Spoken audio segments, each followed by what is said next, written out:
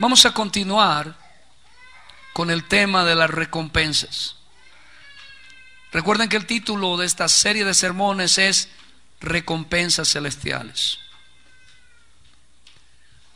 Cuando uno se adentra en un tema de la Escritura, particularmente me ocurre que le pido al Señor que me ayude a comprender la importancia de esa doctrina.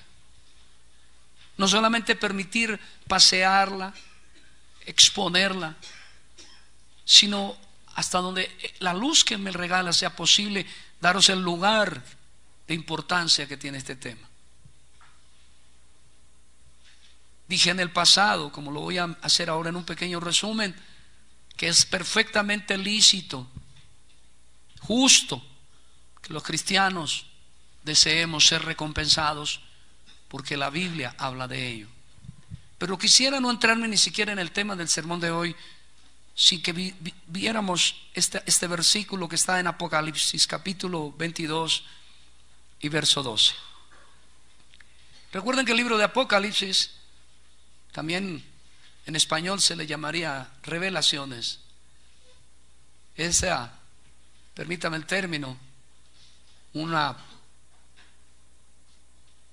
revelación que muestra el periodo entre la venida de Cristo para redimir a su pueblo y su regreso. Y no es cronológico, quiere decir que cada capítulo que va avanzando va moviéndose en el tiempo, como algunos opinan, sino que es elíptico, es decir, hace 3 elipsis repitiendo lo mismo, desde que Cristo viene hasta que Cristo regresa, ya para mostrarnos la gloria del cielo, ya para mostrarnos la exaltación suma del Cordero, o como dice este último pasaje del capítulo 22, para mostrarnos que en el regreso de Cristo Dios dará recompensas. ¿Y por qué lo invoqué? Para poder comunicaros que las recompensas le dan sentido a una vida llena de moral en Dios, a una vida de buenas acciones. Piense usted, si no hubiese recompensa por lo que hagamos en esta tierra.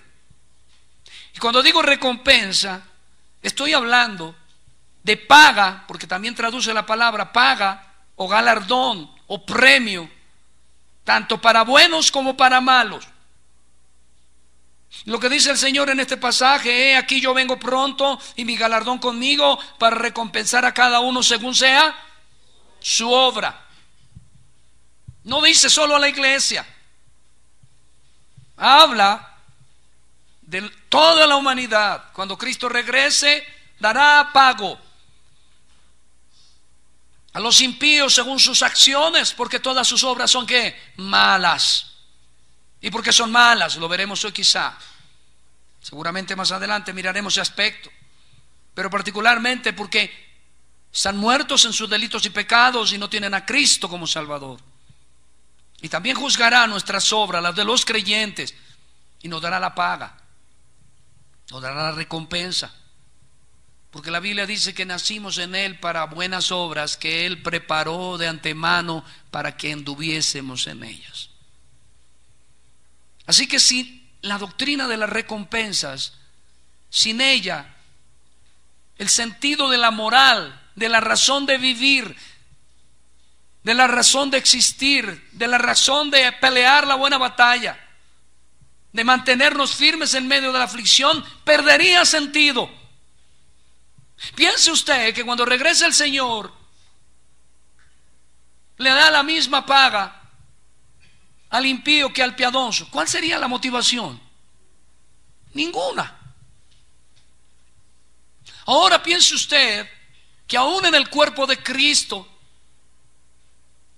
aún hay tinieblas en nosotros. Digan amén. Todavía pecamos, todavía hay tinieblas en el creyente. Y muchas veces, como dice Pablo a los Corintios, actuamos de maneras que ni entre los incrédulos actúan. Y como lo dice en esa misma carta: para vergüenza vuestra lo digo. Actuamos como si fuéramos impíos. Y el propósito de Dios es que manifestemos en lo que hagamos, en nuestra manera de vivir, en nuestras acciones, la gloria del Padre. Así que las recompensas tienen sentido y son un aliciente, una motivación, una respuesta paterna de un padre que nos ama y no quiere que solamente cumplamos por cumplir o por temor, sino que tengamos las motivaciones propias de un padre que nos ama y quiere premiarnos por aquello que, siendo obligatorio hacerlo, y sin embargo Él quiere premiarnos por ello. Habiendo hecho este pequeño comentario, voy a hacer la presentación de la predicación: las recompensas y la moral de Dios. Vamos a basarnos en Mateo capítulo 5, verso al 13 al 48. Solo voy a hacer un resumen de 3 minuticos, 5 minuticos máximo de lo que vimos en la anterior sermón, que fue el primero. Vimos vuestro galardón, ¿cuánto lo recuerdan? En Mateo 5:12 dice la escritura: gozaos y alegraos, porque ¿qué? Porque vuestro galardón es grande. Porque vuestro galardón es grande. Es importante que recordemos que estamos tomando como referencia el tema de las recompensas y nos hemos asentado en el contexto del Sermón del Monte. Y cuando Dios dice, Cristo Jesús dice, gozaos y alegraos porque vuestro galardón es grande en los cielos, acaba de hablar de los dichosos. Dichosos los pobres, dichosos los que lloran, dichosos los que tienen hambre y sed de justicia. ¿De quiénes está hablando? ¿De los impíos o de los creyentes? Está hablando de los que creemos. Somos dichosos porque a pesar de nuestras carencias corremos a Cristo. Tenemos hambre y sed de justicia, no nuestra, sino de la cruz de Cristo. Pero precediendo este versículo dice: gozaos y alegraos cuando os persiguen, cuando sufren aflicciones, cuando los matan incluso por causa del nombre del Señor. ¿Y qué dice inmediatamente? Gozaos y alegraos porque vuestro galardón es grande en los cielos. Así que notemos que en el sermón pasado encontramos que Jesús habla de las recompensas en un ambiente de prueba, de persecución, de aflicción, de tribulación. Habla de recompensas. ¿Por qué predicamos sobre las recompensas?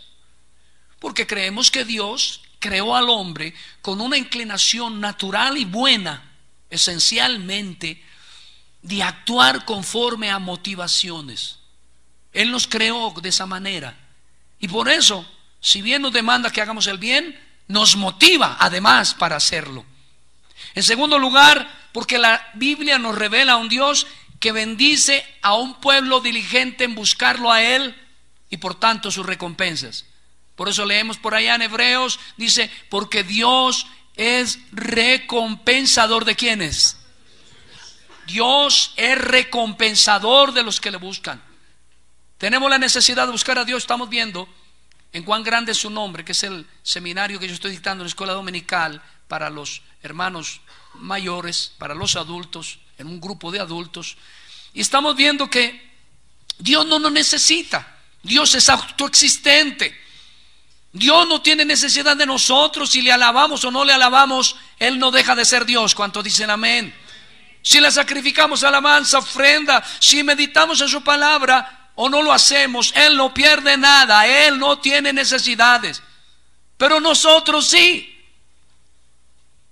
Él nos creó con necesidades para Él ser la fuente que las satisface absolutamente todas. Es gracioso. Necesito respirar. Piense usted, por un momento, hagamos una abstracción de la imaginación. En un momento dado este salón está cerrado. No hay oxígeno en el ambiente. Nos estamos muriendo ¿de qué? De asfixia. ¿Qué necesitamos? Oxígeno. Y hay unas mascaritas en la pared y tienen su nombre. Y dice: el que venga y tome de este oxígeno recibirá un premio. Voy a repetirlo. No hay aire en el ambiente. Nos estamos muriendo de asfixia. y en las paredes hay unas mascaritas con el nombre de cada uno de nosotros, y dice ahí un avisito que dice: el que use esta mascarita para tomar oxígeno recibirá un premio. Eso es comprensible. Y yo voy a decirle algo: no. Lo más lógico y lo más natural es que yo, por mi propia necesidad, que haga, corra a coger ni siquiera la mía, la primera que encuentre, que sea el nombre de Tania. No me importa que Tania se muera de asfixia, yo necesito, ¿verdad? Pero no lo hacemos. ¿Por qué? Bueno, hay varias razones. La primera de ellas es por nuestro pecado. A pesar de que somos cristianos, todavía el pecado mora en nosotros, y el pecado nos lleva a autodestruirnos. Hacemos aquello que no nos conviene. Incluso cuando oramos, dice la palabra de Dios que orar como sabemos, como conviene, y que por eso el Espíritu nos tiene que ayudar. Pero la segunda, creo yo, es que por la aflicción, la conturbación, la prueba, la resistencia de este mundo que nos aborrece, el enemigo Satanás y el asedio de nuestro pecado, nos confundimos. Y debiendo hacer aquello que necesitamos hacer, buscar de todo corazón a Dios, no lo hacemos. Y Dios, conociendo parte de una naturaleza que nos dio, que es de motivación, nos pone al lado de las mascaritas de oxígeno premios y recompensas. En una casa, en el baño, hay un aviso junto al lavamanos: hijo, acabas de lavarte las manos, por lo cual puedes ir a la nevera y sacar un helado. ¿Cuántas veces cree usted que su hijo se lavaría las manos al día? Sin embargo, hay hijos que no lo hacen. Ahora pregunto: cuando se lava las manos, ¿a quién favorece? ¿Al padre o a sí mismo? Exactamente lo que Dios nos está enseñando.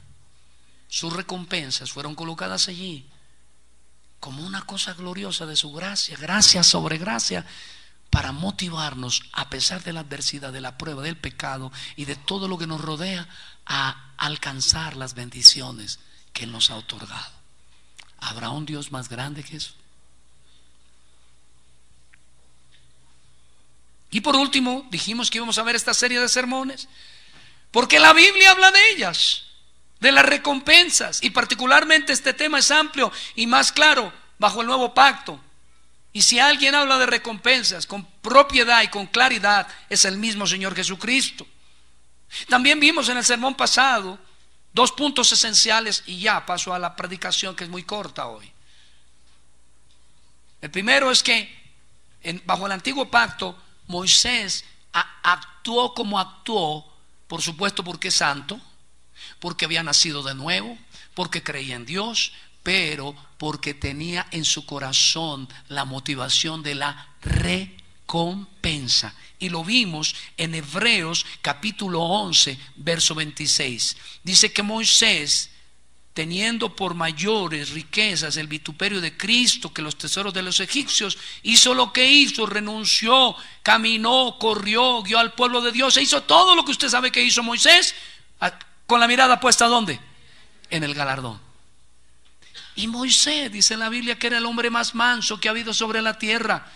Era un hombre muy lindo, y sin embargo no se halló pecado en él, porque tuviera la mirada puesta ¿en qué? En sus recompensas, en sus galardones. Dios sabe que fuimos hechos con motivaciones, y Él nos motiva y nos dice: corre la carrera, despójate del peso y del pecado que te asedia, puesto los ojos en Jesús, y corre la carrera, porque al final de cada carrera hay para ti recompensa, hay regalo, hay botín.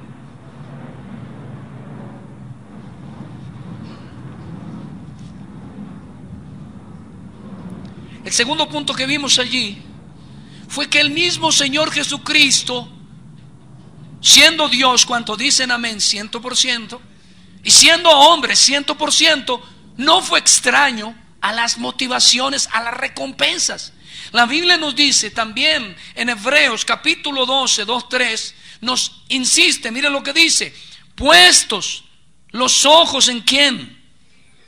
el autor y consumador de la fe, el cual por el gozo puesto delante de él sufrió la cruz, el cual por el gozo puesto delante de él.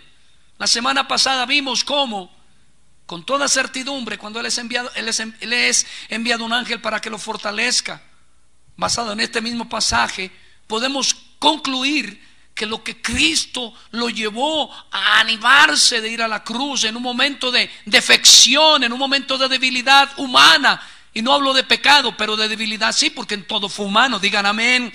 Así que en todo fue humano, hubo momentos de crisis, momentos difíciles, y en ese momento la motivación fue que le pusieron delante de él el gozo de lo que lograría, los resultados, los frutos, la recompensa que alcanzaría por ir a la cruz y morir. Y eso lo fortaleció para ir a la cruz. Las recompensas fortalecen. Si usted es un cristiano que no piensa en las recompensas, es un cristiano dado a la depresión. Dios dice: no hay justo desamparado, ni su descendencia que mendigue el pan. Si eso no es una motivación, entonces explíqueme usted qué es una motivación.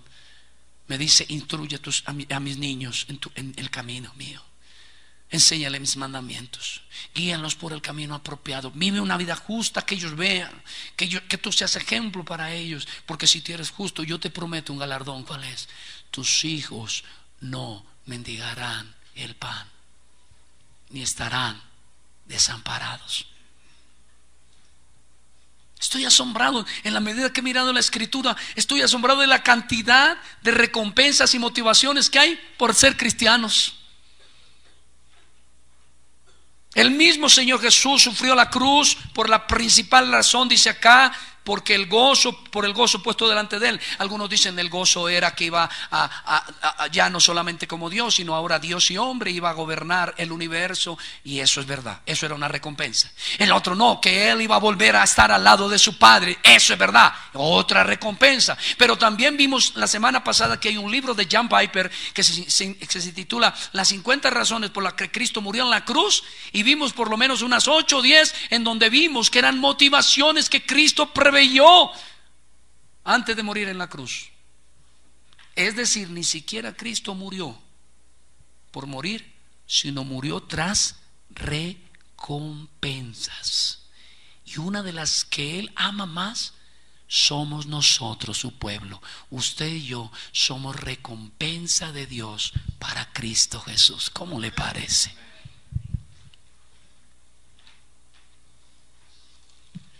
Bien. Hemos dicho que el tema de hoy es las recompensas y la moral de Dios.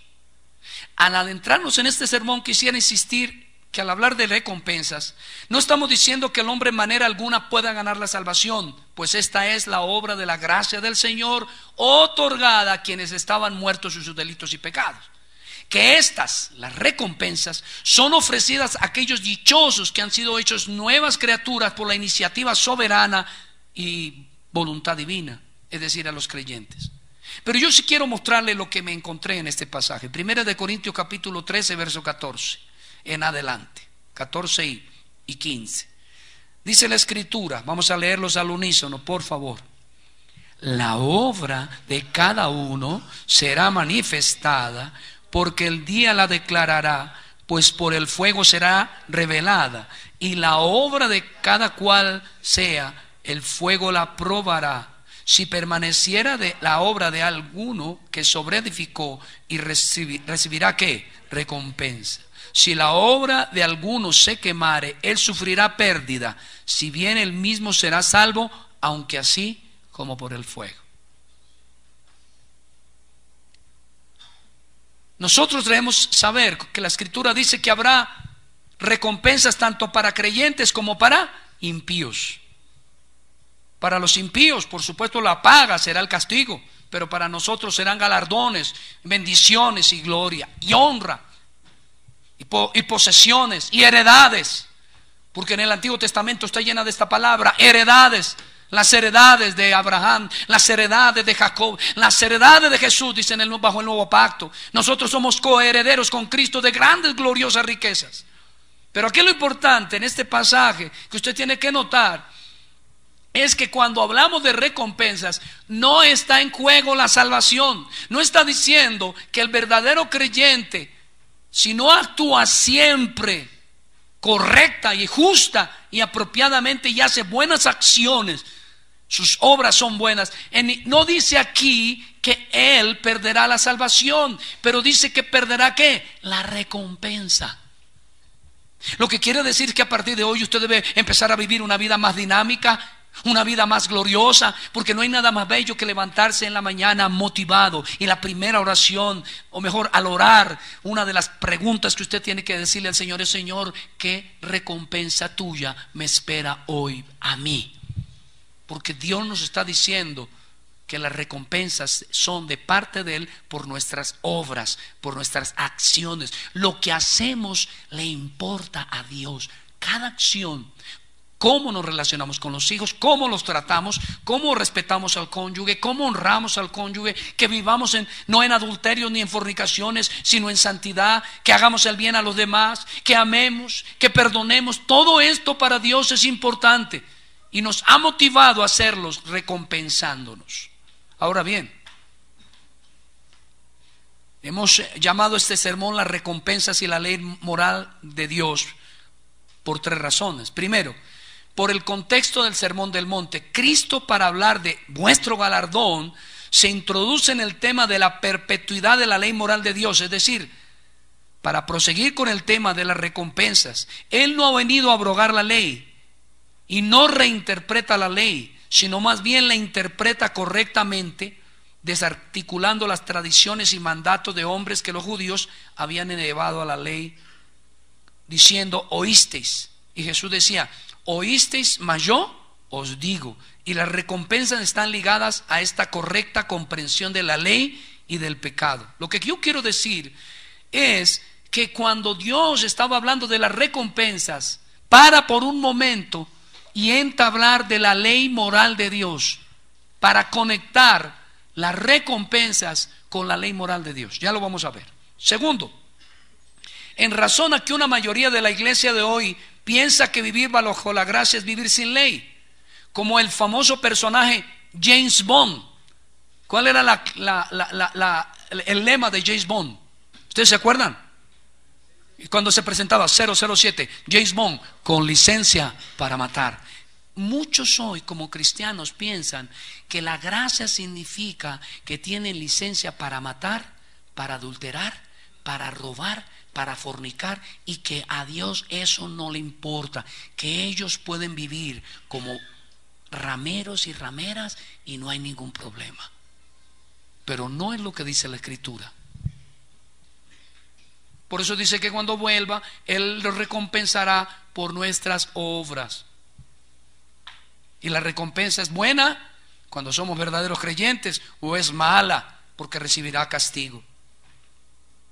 O podemos vengarnos por nuestra propia mano, u odiar, que es exactamente o lo opuesto a la ley moral de Dios, ya que ésta se resume en amar a Dios y amar al prójimo. Y las recompensas son prometidas a quienes anden y actúen en este amor, en el amor de la ley, en la integridad y en la justicia de Dios. Tercera razón, porque el carácter de Dios y su justicia y rectitud y santidad nunca están desligadas de su gracia y benevolencia.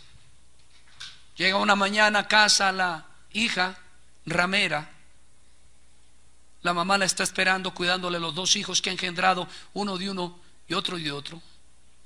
Ha dormido con quien quiere, viene de estar discotequeando y viviendo inmundicias. Entra a la casa y la mamá le tiene el chiquito cogido de la mano y al otro se lo tiene ahí con el tetero. ¿Qué hubo, mi amor? Y la hija: hola mamá, ¿cómo te fue? Bien. Y le pregunta: ¿usaste el condón? Y ella contesta: sí. Le dice: muy bien, te tengo un caldito. Algunos conciben a Dios de esa manera, pero Dios no es así. Dios no premia el pecado. Si Dios premiara su pecado, no sería el Dios santo que hay en la Biblia. Sería un Dios que yo no quiero. ¿Por qué no lo quiero? Porque mis motivaciones, cuando son santas, esperan recompensa.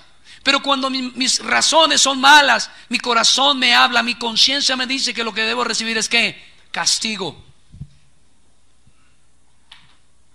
Algunos tienen esa idea de Dios, que pueden vivir violando la ley moral de Dios y que al final Dios les dará sus bendiciones. Pero no hay tal, no es lo que enseña la Escritura. Primer punto, las recompensas y nuestro testimonio. Las recompensas van de la mano con la manera en que testificamos de Cristo. No podemos vivir de cualquier manera.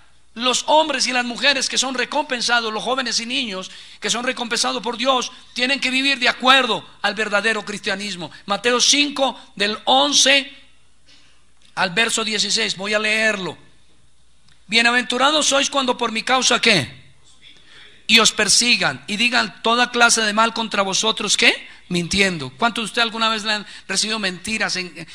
Aún nuestro ministerio, reedificando, aún como pastor, muchas veces han hablado mal contra nosotros, mintiendo, porque permanecemos en la doctrina bíblica, porque somos firmes en lo que vemos en la Escritura de acuerdo a sana doctrina y no queremos negociarlo. Y dice: gozaos y alegraos porque vuestra galardón es ¿qué? Grande en los cielos, porque así persiguieron a los profetas que fueron antes de vosotros. Vosotros sois ¿qué? La sal de la tierra, pero si la sal se desvaneciere, ¿con qué será salada? No sirve más para nada, sino para ser echada fuera y hollada por los hombres. Vosotros sois la luz del mundo. Una ciudad sentada sobre un monte no se puede esconder, ni se enciende una luz y se pone debajo de un almud, sino sobre el candelero y alumbra a todos los que están en casa. Así alumbre vuestra luz delante de los hombres, para que vean vuestras buenas obras y glorifiquen a vuestro Padre que está en los cielos. Versos 11 y 12, devuélvete. Obsérvelos. Acaba de decir el Señor que nuestro galardón, nuestra recompensa, ¿cómo es? ¿Pequeña o grande? Y luego dice: vosotros sois la sal.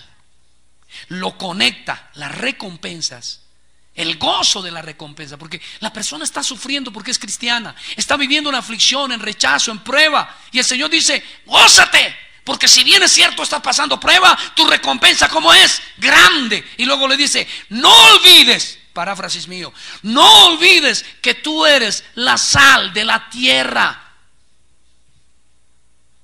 Quiere decir, vuestras obras, a pesar de que os maltraten, os vituperen, hables contra vosotros, os menosprecien, hagan lo que hagan, tienen que ser buenas y justas, porque ustedes con su manera de vivir salan la tierra.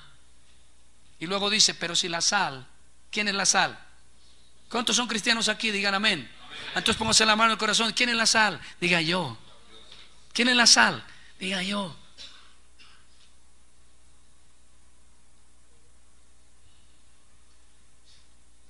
¿Vieron lo que pasó? ¿Leyeron el blog? Pregunta: ¿debemos alegrarnos de la muerte del mono Jojoy? Pues es que hay un proverbio que dice que cuando el impío, paráfrasis mío, que cuando el impío muere, el pueblo se alegra. Todo eso puede ser cierto, pero la Biblia nos dice que Dios no se complace en la muerte del impío. Y si Dios no se complace cuando muere un impío, y si la Biblia me dice que en el cielo hay fiesta cuando un incrédulo se arrepiente, yo he de gozarme cuando un incrédulo se arrepiente, y he de dolerme cuando un perverso se pierde. Dios dice: no importa lo que estés viviendo, pero es que mi mujer me abandonó, se fue con otro. Tú vive como Dios manda, tú sé fiel. Pero es que me siento solo. Todos los cristianos a lo largo de la historia hemos atravesado momentos de soledad. Pero si la aflicción es la disculpa para pecar, entonces todos tendríamos licencia para pecar. Pero la Biblia no nos dice eso.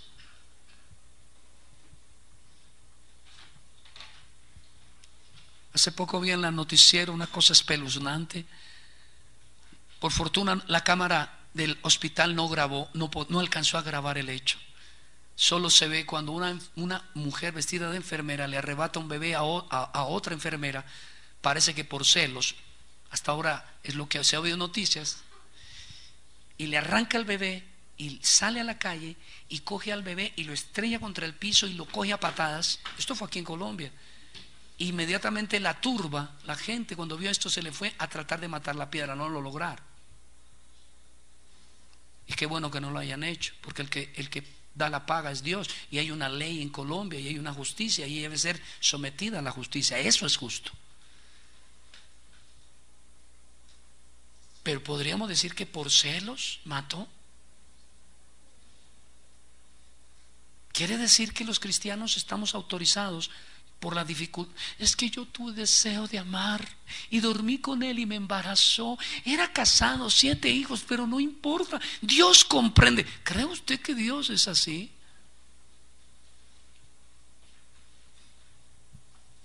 Vamos a ver en sermones venideros la recompensa a los que soportan la tentación. Santiago dice: bienaventurados, dichosos los que soportan la tentación, porque recibirán recompensa. Dios nos recompensa por todo. Somos felices porque todo lo que hagamos, si nos mantenemos firmes haciendo la palabra de Dios, algunas de ellas, muchas de ellas las veremos aquí en la tierra, pero muchas más veremos en el reino venidero. Dios recompensa a un pueblo que vive de acuerdo a su palabra.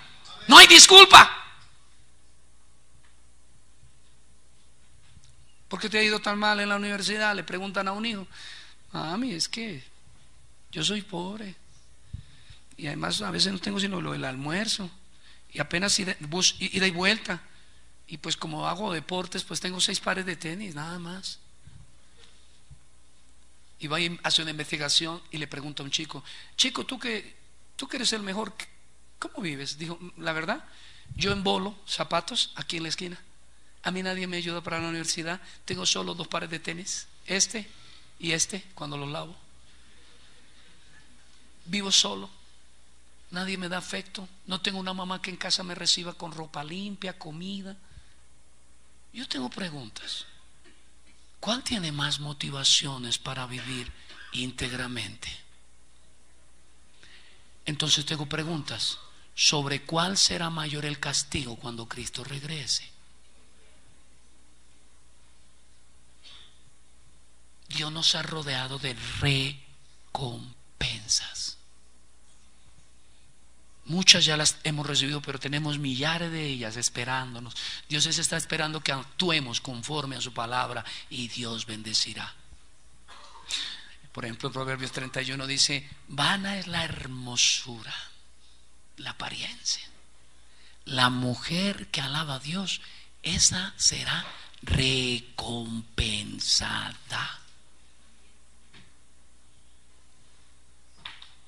Pero que yo soy cristiano y yo sí creo en mi cristico, y para qué yo oro. Pero Dios no quiere solo palabras.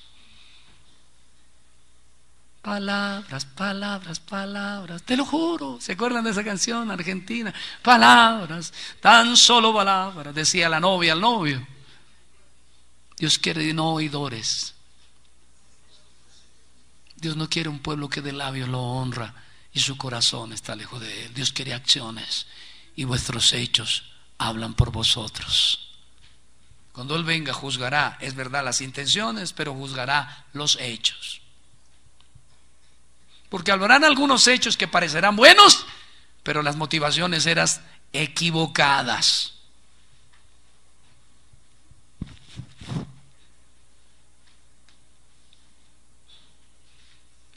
Así que las recompensas, note usted en el verso 11 y 12, están en medio de la aflicción, o si prefiere, son un estímulo para permanecer firmes en medio de las pruebas. Ellas, las recompensas, son la razón que nos riamos y tomemos como leve las tribulaciones presentes. Nuestra mirada está en ellas, como la mujer que está en pleno trabajo de parto. Piensa en una mujer que está en trabajo de parto. Está en la hora crítica. ¿Qué mujer dice: ay, yo quiero que venga los dolores, que vengan los dolores de parto? Pónganse de pie, señoras. Ninguna. Pero todas lo desean. Explíqueme bien, pastor. Todas quieren ese momento, porque cuando se cumplen las, ¿cuántas semanas son? ¿Así hay un médico acá? 45. Eso es a las jirafas. ¿Cuántas? Bueno, 40 semanas. Y cuando cumplen las 40 semanas, ¿qué quieren? Doctor, póngame lo que quiera. ¿Por qué? ¿Por qué tiene tanto deseo de sufrir? Y luego empieza el dolor de parto y se está muriendo, pero ¿qué la hace que sonríe? Y el marido le diga, mi amor, aguanta mi vida, y ella sonríe. ¿Qué lo hace que esté feliz en medio de la aflicción? Tiene una recompensa. En breve podrá coger entre sus brazos y alimentar con su seno al fruto de sus entrañas. Esa es su recompensa. Esa es la vida del cristiano. Los dolores presentes son como dolores de parto, que si sabemos permanecer firmes, veremos la gloria del Señor recompensándonos.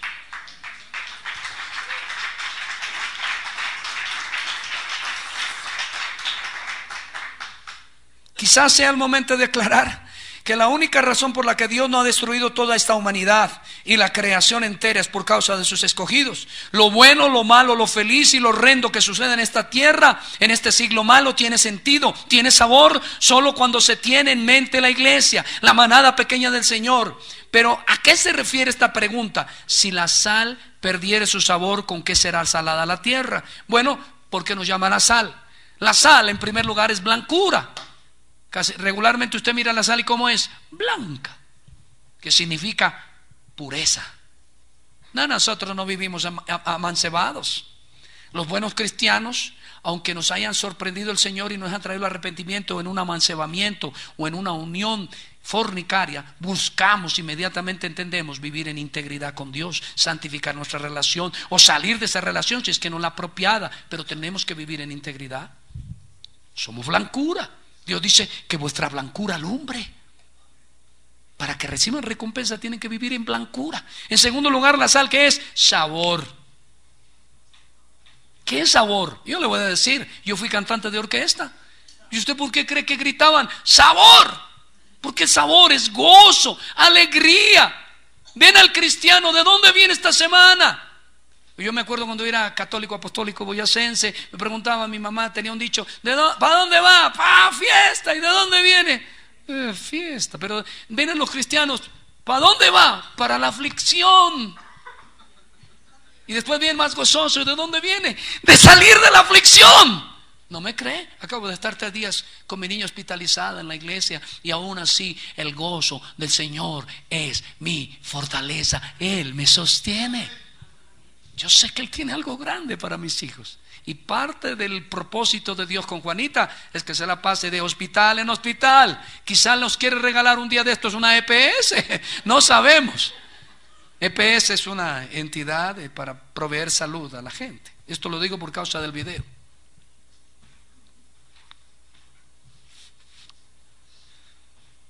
Así que lo que está diciendo el Señor acá es que nos gocemos y nos alegremos, porque tenemos una recompensa por lo que hacemos. Todo lo que hagamos bueno tiene recompensa. Todo. Yo recuerdo cuando empezamos la iglesia, había una hermana muy querida, bastante carismática, pero además muy querida. Y digo además porque pienso firmemente que hay cosas del carismatismo, porque yo vengo de allá, que tenemos que mantener. Y uno de ellos es el gozo. Sonríe. Sonreír no es pecado. Expresar nuestras emociones sinceras a Dios no solamente no es pecado, sino es una obligación. No podemos ser hipócritas con Dios. Pero donde le quiero llevar es que recuerdo que estamos empezando a armar el equipo de la iglesia. Estoy hablando desde 14 años. Y era un pequeño saloncito. Y tocaba arreglarlo y barrerlo. Y ella llegaba, llegaba de primera a la iglesia. Hermano, que vengo a barrer la iglesia. Pero eras así todos los días. Yo digo, ¿sabe por qué? Yo me quiero ganar esta recompensa. ¿Usted entiende lo que está diciendo? Todo lo que usted haga bueno tiene recompensa, pero todo lo que usted hace mal tiene recompensa.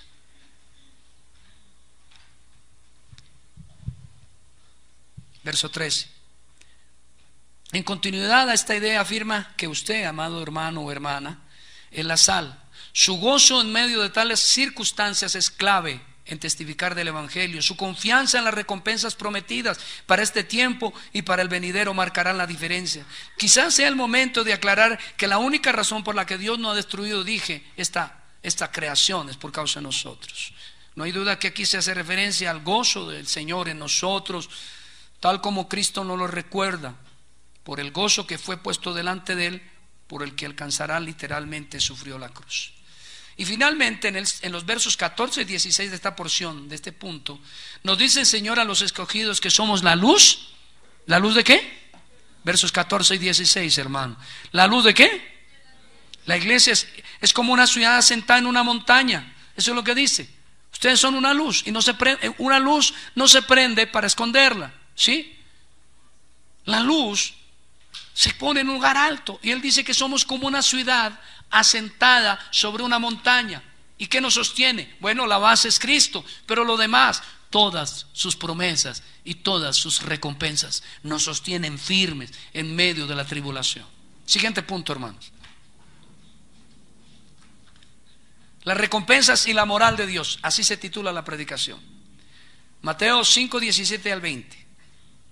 No penséis, ¿oíste? ¿Qué dice la escritura empezando?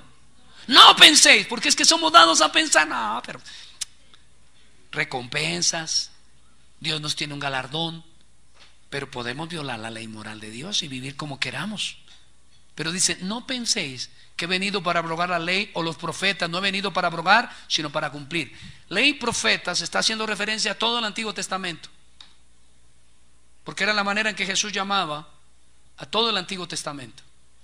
Ley y profetas. También le llamaron en otro contexto ley y los salmos. Y Pedro la llama las otras escrituras, refiriéndose al Antiguo Testamento. Así que está diciendo, yo no vengo a abrogar la ley. Está hablando de la ley moral de Dios. No he venido para abrogar, sino para ¿qué? Porque de cierto os digo que hasta que pasen el cielo y la tierra, ni una jota ni una tilde pasará de la ley, hasta que todo ¿qué? Hasta que todo ¿qué? En el verso 20 nos dice que el reino de los cielos, ¿cierto? Sí, hasta que todo sea cumplido. Verso 19 mejor. De manera que cualquiera que quebrante uno de estos mandamientos muy pequeños y así enseña a quienes, muy pequeño será llamado en el reino de los cielos, mas cualquiera que los haga y los enseñe, este será llamado ¿qué? Grande en el reino de los cielos. Porque os digo que si vuestra justicia no fuere mayor que la de los escribas y los fariseos, no entraréis en el reino de los cielos. En el verso 20 nos está diciendo que para poder entrar al reino tenemos que tener una justicia perfecta. ¿Y quién la hizo? No se oye. ¿Quién la hizo? Cristo. Está diciendo, pero ustedes ya son del reino, porque nos viene hablando, dichosos, bienaventurados sois, nos está hablando y nos dice, ya somos del reino. Ahora bien, dentro del reino han de procurar vivir en ella en tal justicia, apegados a los mandamientos, los cuales son eternos y están vigentes. Pero conectando el tema de las recompensas presente en este pasaje, nuestro Señor y Salvador enseña que el medio de alcanzarlas, y repito, están en oferta solo para los del reino, para los creyentes, ha de ser conforme a la ley de Dios, su ley moral, su decálogo. Dice, no penséis. Afirma que la conducta, las obras, la tarea, el testimonio, la procura de esas recompensas no se pueda en ninguna manera hacer ilícitamente. Cristo está hablando a los creyentes renacidos, ciudadanos del reino de Dios. Miren lo que dice William Hendrickson, refiriéndose a nuestra vida y la ley moral de Dios, nuestras acciones y la ley moral de Dios. Aunque todo esto es por gracia y nada de ello es ganado por los ciudadanos del reino, dice Hendrickson, su rango o posición en el reino, así como sus recompensas, por implicación, dependerán del respeto a la ley de Dios y serán proporcional a ello. Cualquiera que procure los galardones o las recompensas de manera ilícita será llamado elagistos, que significa pequeño, menor en el reino de los cielos, como quien había podido alcanzar mayores recompensas, pero por el contrario las ha perdido. En contraste, quien guarde y enseñe los mandamientos es un grande. Una alusión directa a Cristo primeramente, quien guardó perfectamente la ley y así la enseñó, y por eso obtuvo ¿qué? Recompensas. Y por supuesto una invitación a nosotros a que viviendo lícitamente obtengamos grandeza, galardones en el reino que ya está presente, pero que será plenamente instaurado cuando Cristo regrese. Permítame mostrarle un pasaje para aclarar todo esto. Segunda de Timoteo capítulo 2 verso 3 al 5. Por favor, cuando lo lea, dígale al que tiene a su lado, pero el que tiene a su lado, dígale, le pone el dedo a usted también. Amén. Ok. Dígale, tú sufre penalidades como buen soldado de Jesucristo. Y dile, ninguno que milita se enreda en los negocios de la vida a fin de agradar a aquel que lo tomó por soldado. Y también el que lucha como atleta no es coronado, sino lucha como.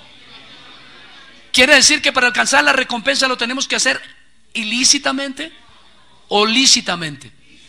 Hermano, pero es que usted ahora tiene 3 casas y todo. Ah, sí, hermano, es que soy contador. Ah, bueno, qué bueno, usted es un cristiano que Dios aprende. Sí, pero lo que no sabemos es que él se ha ganado ese dinero robando a la DIAN. Estoy poniendo un ejemplo. Esa persona lo que tiene son recompensas de Dios o riquezas malvadas que a su tiempo le serán contadas por injusticias. Dios está diciendo, ¿quiere la recompensa? Actúa lícitamente.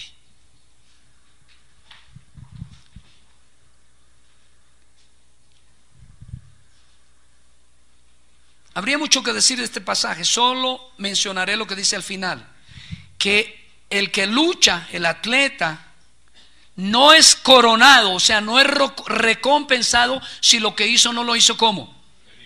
Legítimamente. ¿Qué significa eso? La palabra en inglés legítimo es lawfully, que significa completamente, y en griego nomimos, que traduce de acuerdo a las reglas en su totalidad, de acuerdo a las reglas en su totalidad. Así que las buenas obras son por definición obras que vienen de la fe verdadera, que es en Cristo, que son para la gloria de Dios y no violan la ley moral de Dios. Voy a poner un ejemplo. ¿Cuántos vieron alguna vez la película del zorro? Me encantaba el zorro.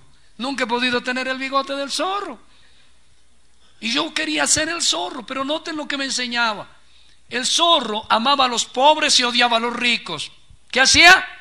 Amaba a los pobres y odiaba a los ricos. Y en las películas el zorro salía y robaba a los ricos. Y lo que robaba se lo daba ¿a quién? Pregunta, ¿es una obra que merece recompensa? No. Y algunos tienen la unción del zorro. Hacen buenas cosas, pero son el producto de obras ilícitas. Hay mucha contaminación en la iglesia liberal en estos días. Constantemente en el mundo entero se oyen denuncias de iglesias penetradas por narcotráfico y por otras cosas. ¿Cree usted que esas iglesias, y hablo en particular de su liderazgo, serán recompensadas? Algunas iglesias ostentan, tengo mucho dinero, pero son el producto de personas que viven de manera ilícita ante Dios y que sí, dan mucho dinero para la iglesia, pero ¿de qué sirve? ¿No sería mejor tener 50 personas, 10 personas convertidas al Señor, enseñándolas a vivir íntegramente, aunque tuviéramos que pasar dificultad y aflicción? Porque grande es nuestra recompensa. Otro ejemplo, el señor Pablo Escobar. ¿Cuántos recuerdan al tristemente célebre, un personaje colombiano? En Antioquia repartía dinero, ¿o no? Le pagaba las cuentas a los enfermos. Le tienen incluso un monumento, no recuerdo si en Itagüí, no recuerdo dónde. Pero ¿dónde provenía sus buenas obras? ¿Usted cree que él tuvo recompensas buenas? No.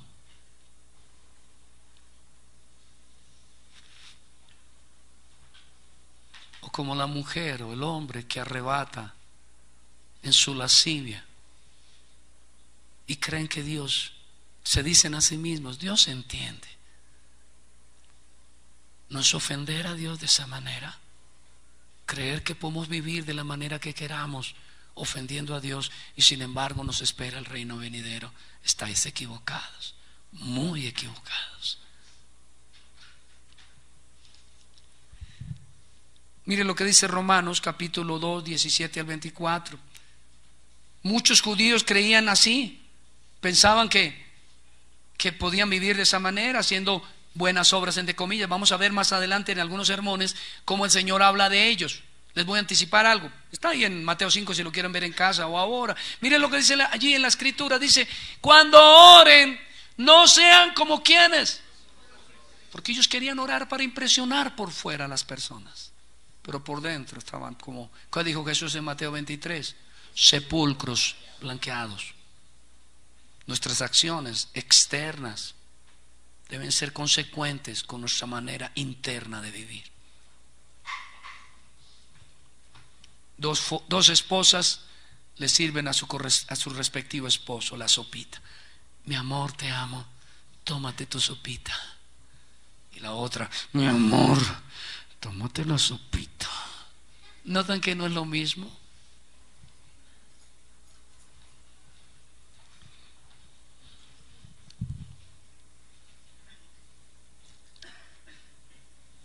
He aquí que tú tienes sobrenombre de judío y te apoyas en la ley y te glorías en Dios. Pensemos, un cristiano que va con la Biblia y dice, sorpréndame, yo soy bautista reformado. Y le dicen, ¿ah, sí? Abra a ver. Y el hombre saca la espada como el espadachín y la esgrime y la maneja.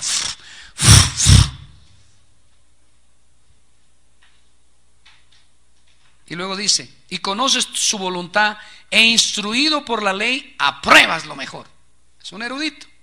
Y confías en que eres guía de los ciegos, luz de los que están en tinieblas, instructor de los indoctos, maestro de niños, que tienes en la ley la forma y la ciencia de la verdad. Tú pues que enseñas a otro, ¿no te enseñas a ti mismo?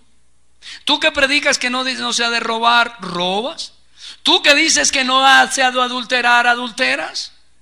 Tú que abominas a los ídolos, cometes sacrilegio. Tú que te jactas de la ley, con infracción de la ley deshonras a Dios, porque como está escrito, el nombre de Dios es blasfemado entre los gentiles por causa de vosotros. ¿Qué quiere decir esto? ¿Cuántas personas dicen sinceramente, mándeme trabajadores pero no cristianos, porque la experiencia que han tenido con cristianos es esta: no trabajan bien, se roban los materiales y son unos pícaros? ¿Usted cree que esas personas están obteniendo recompensa? Hablo de las buenas recompensas. Cuando no actuamos conforme a la ley moral de Dios, no solamente no recibimos recompensa, hermanos, sino que aquí nos dice que por nuestra culpa el nombre de Dios, ¿qué? Es blasfemado. Voy a decirlo sin ofender al Señor, pero en términos concretos dirían: maldito el Cristo de esos, maldito el Cristo de esos. ¿Por qué? Porque su manera de vivir blasfema el nombre. No podemos seguir diciendo yo soy cristiano y viviendo como yo quiera. Hay personas aquí quizá que no deberían ni decir que son cristianos, porque blasfeman el nombre del Señor. Las personas que nacimos de nuevo debemos tener una mínima moral. ¿Qué dije? Una mínima. ¿Y dónde está? En el decálogo, los 10 mandamientos. Esa es la mínima moral a la que deberíamos procurar llegar. Ah, pastor, pero la Biblia dice que no lo lograremos nunca porque no somos perfectos. Eso es verdad, pero hemos de procurar hacerlo. No vivir deliberadamente violando los mandamientos con la disculpa de que vivimos bajo la gracia.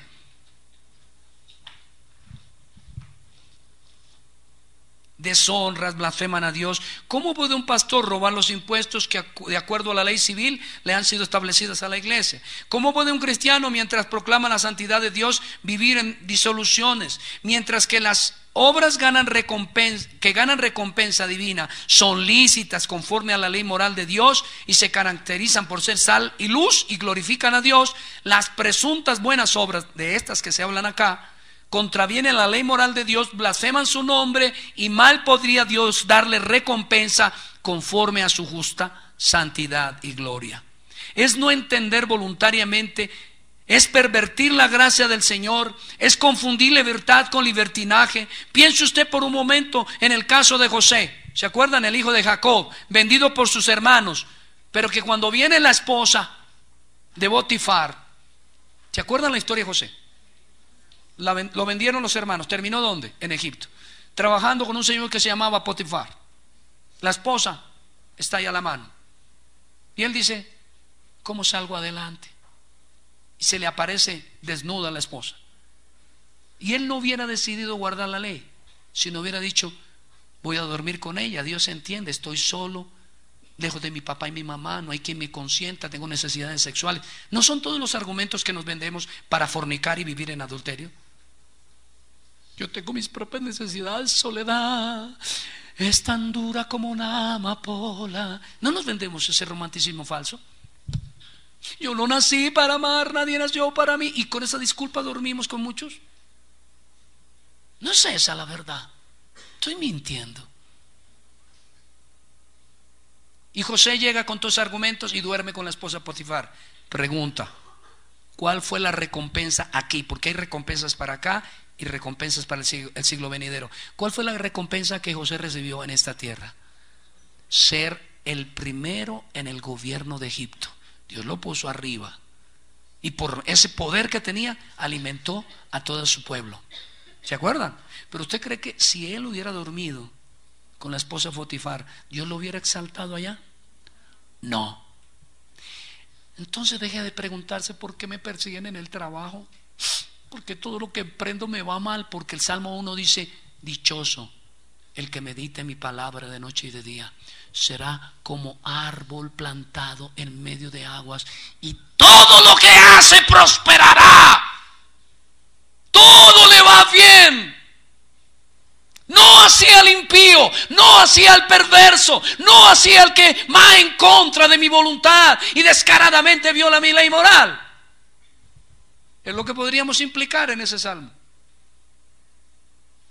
Los cristianos tenemos que vivir de acuerdo a lo que creemos. Somos bravos para hablar, duros para expresar, pero pocos, muy débiles y flacos para actuar.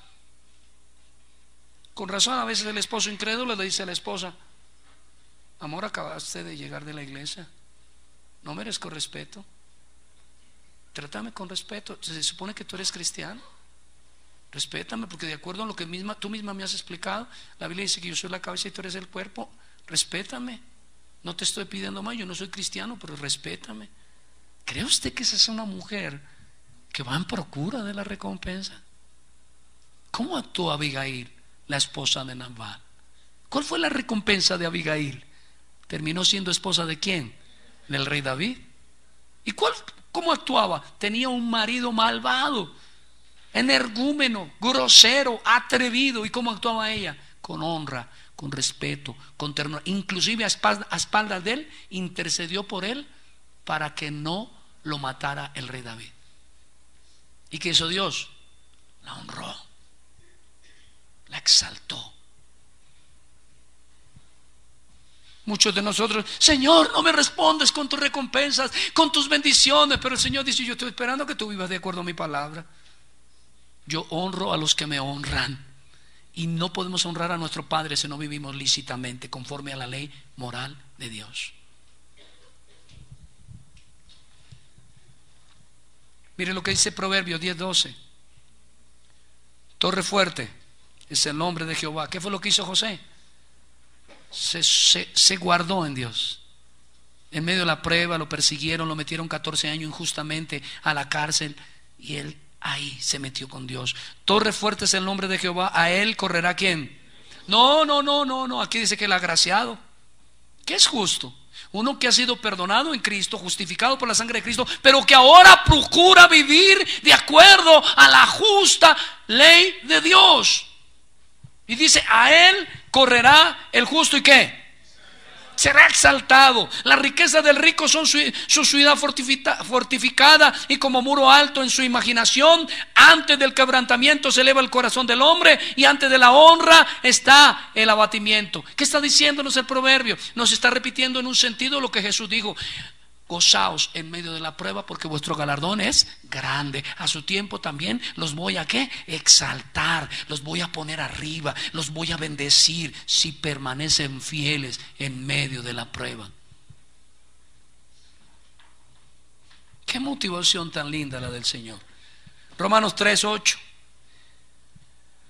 Voy a leer este pasaje porque algunos, cuando hablan de la gracia, piensan que a esto se refería Pablo. Así pensaban muchos judíos cuando Pablo predicaba la gracia. ¿Y por qué no decir, como se nos calumnia y como algunos cuya condenación es justa afirman, que nosotros decimos hagamos males para que ¿qué? Hay gente que cree que haciendo el mal le va a ir bien. Ay, el Señor sabe. Me compré una, ¿cómo se llama? Un cardumen, ¿cómo se diría? Una caja, esa de madera grande, se me olvidó el nombre. Un guacal de relojes japoneses.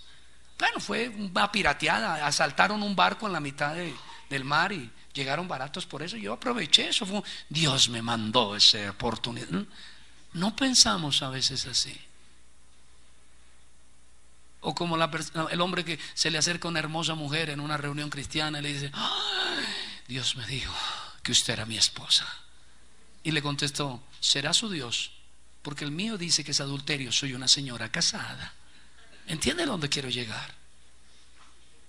¿Entiende? Usted está viviendo ilícitamente. Y lo que viene sobre usted es castigo, trato. ¿Y por qué castigo? Si usted es cristiano, tengo más seguridad que será castigado pronto. ¿Por qué? Porque Dios dice que porque somos sus hijos, nos azota, nos castiga, nos reprende. Si usted es impío, es posible que se muera y no le pase nada, pero su castigo será eterno. Porque sorprendentemente la Biblia nos enseña que el común denominador de los impíos es que mueren en paz y hacen lo que quieren y mueren tranquilos, gorditos, y sus hijos les va bien, se les abren las universidades de Harvard y todas ellas viven asombrosamente chévere. Y por eso el salmista dice: por un momento me confundí y tuve envidia de la prosperidad de los impíos. No, a veces no nos pasa: ay, a eso les va bien y todo, y a mí no. Y el Señor está tratando con mi pecado. ¿Por qué? Porque quiere tratar mi pecado aquí y ahora, para no tener que tratarlo en el juicio final.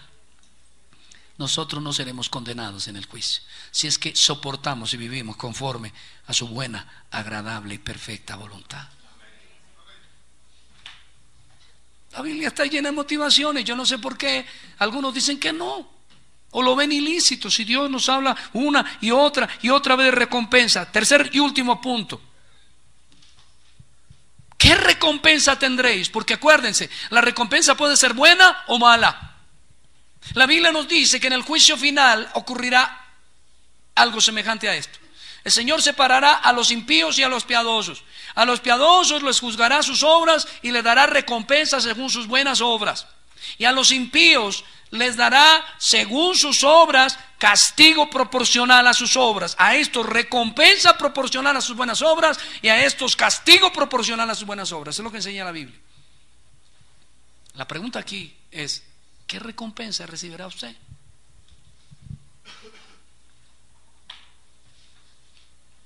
¿Oísteis que fue dicho: amarás a quién? ¿Y aborrecerás a quién?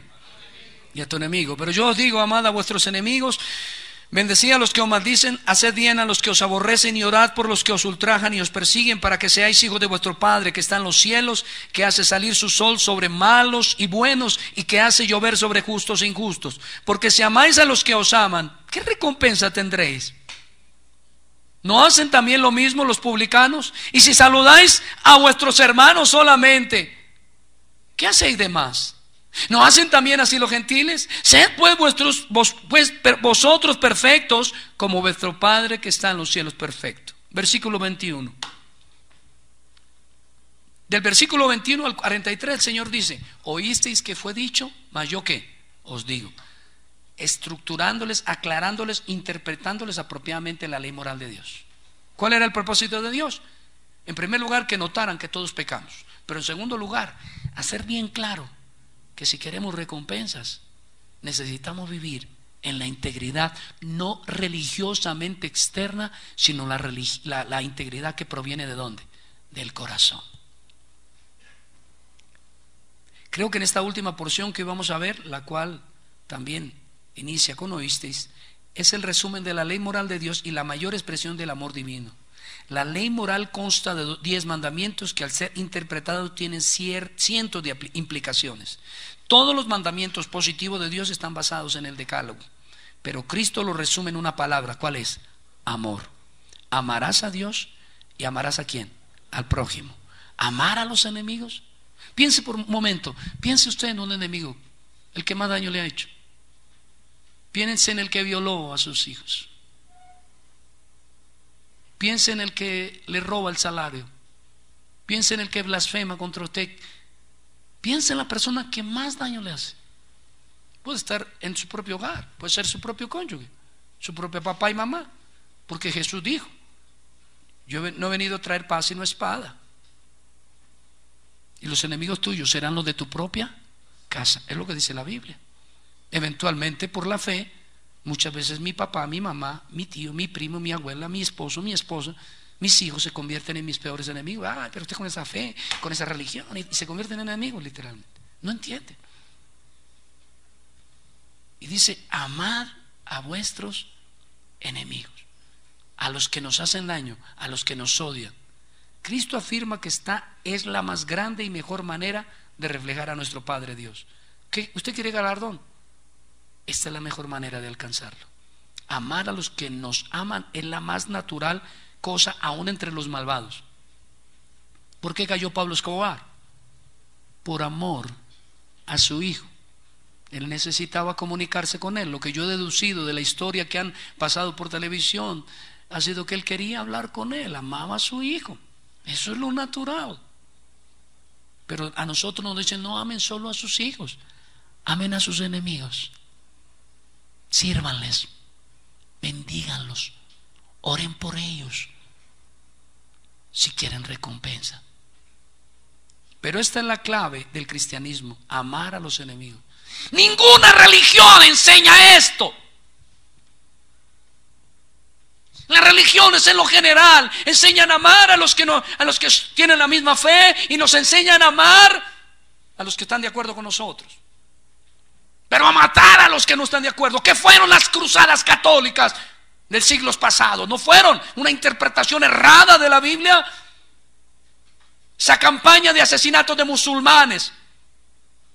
¿Cree usted que para poder lograr que el mundo sea cristiano tenemos que matar a todos los que no tengan la religión cristiana? Pero eso fue lo que hicieron muchos. La única verdadera religión que enseña a amar a los que nos odian es Cristo, el cristianismo. Y es exactamente lo que lamentablemente a veces no hacemos.